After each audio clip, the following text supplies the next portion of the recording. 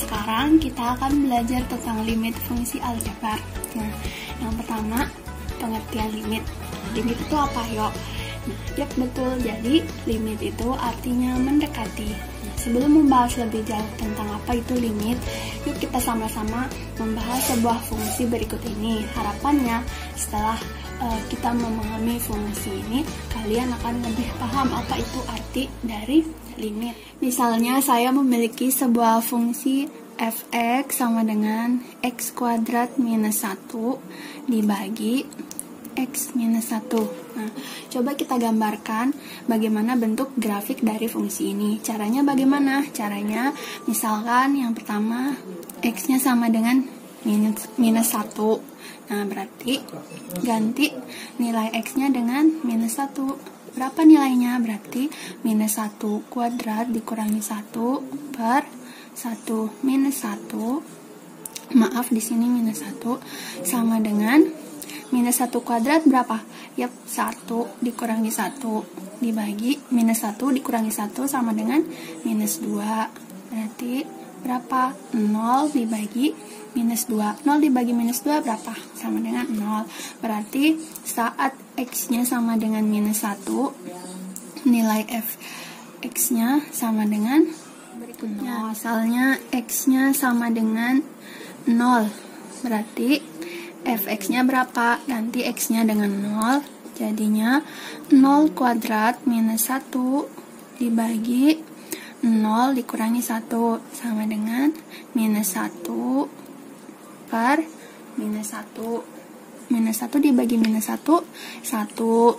Berarti untuk titik kedua, ketika x-nya sama dengan 0, maka fx-nya sama dengan 1. Oke, titik berikutnya, ketika x-nya sama dengan 1, berarti sama kayak tadi, x-nya kita ganti 1, berarti 1 kuadrat minus 1 dibagi 1 minus 1.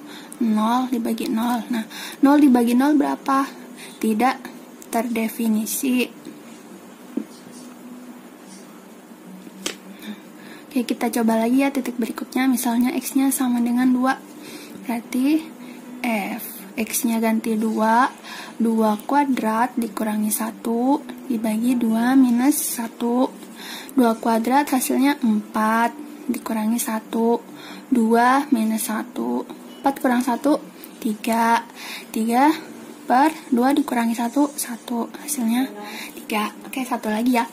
Misalnya x-nya sama dengan 3. Berarti x-nya ganti 3. 3 kuadrat minus 1 per 3 dikurangi 1.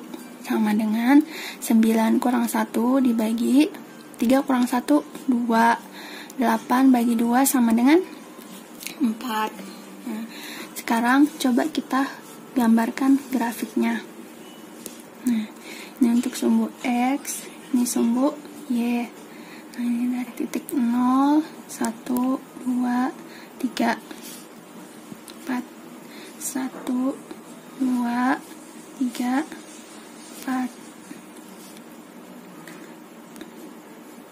minus 1. Nah, tadi kan kita mulai dari x-nya minus 1. Berarti ketika x-nya minus 1, fx ini sama juga dengan y ya. Nah, berarti y-nya untuk x-nya minus 1, y-nya 0. Berarti titiknya di sini. Nah, kemudian maksud saya maaf, titiknya di sini. Kemudian saat x-nya 0, y-nya 1. Berarti 0, y-nya 1. Dia ada di sini. Nah, saat x-nya 1, dia tidak terdefinisi. Nah, misalkan berarti anggap saja ini masih bolong, karena kita tidak tahu titik y-nya itu di angka berapa. Nah, kemudian saat x-nya 2, y-nya sama dengan 3. Nah, kita hubungkan lagi. Nih. Kemudian saat x-nya 3, y-nya 4. Nah, kalau kita tarik garis, kira-kira gini. Nah, sekarang kita ingin tahu berapa sih nilai dari di sini ini berapa. Nah, karena pada saat kita masukkan bilangan 1, dia tidak terdefinisi. Nah, kita di sini bisa menerapkan dari teori limit ini. Maksudnya, misalnya X sama dengan 1 ini kita dekati, misalnya dekatinya dari sebelah kiri, berarti kita ambil titik 0,9999 misalnya. Nah, ketika kita masukkan F, X-nya kita ganti dengan 0,99, pasti nanti kita akan mendapatkan nilainya itu 1,99. Kalian bisa hitung sendiri dengan cara yang sama seperti di atas. Nanti nilainya itu akan mendekati 1,99 sekian. Nah, begitu juga misalnya kita dekati dia dari kanan, berarti misalnya kita ambil titik 1,001. Nah, pasti nanti ketika kalian masukkan nilai X sama dengan 1,001, kalian akan mendapatkan nilai fx atau y-nya itu 2,001. Nah, 001 berarti kira-kira di sebelah sini.